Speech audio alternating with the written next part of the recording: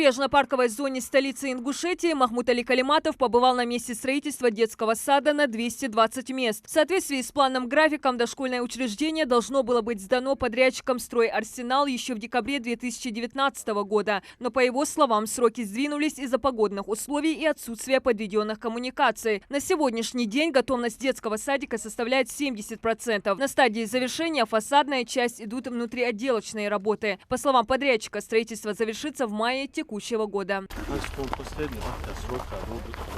У нас единственное были проблемы с газом, за холодом, все оборудовано.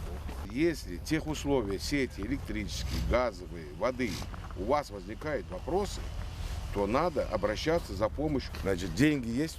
В чем проблема? Нахбаться. Ханс проблем, мы уже вчера отопление. Сколько человек у тебя работает здесь? Сейчас в данный момент уже 30 человек, завтра будет 50 человек. 50. Какой день ты сдашь это все?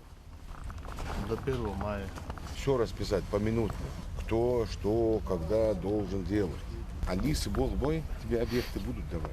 Надо просто реально смотреть на вещи, чтобы люди и зарабатывали, ну и объекты у нас были. Тише облавновела. Хайн бицаз.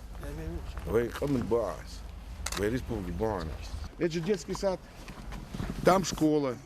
Ну, школа же мы ездили. Сколько у нас школ? 24 школы. Сун ма, да, вот хамбуты. Сун баргу дышал.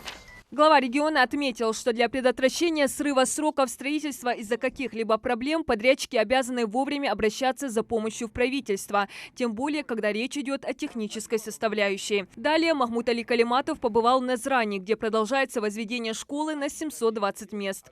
Сейчас в трехэтажном здании ведутся электромонтажные, внутренние и внешние отделочные работы, устройство систем тепла и водоснабжения. Руководитель подрядной организации заверил, что до конца марта объект будет готов к сдаче. Харцу мою слажу. Возьми и делай. То, что тебе не можешь справиться, передавай объект. Не можешь справиться. Лучше один сделай, один.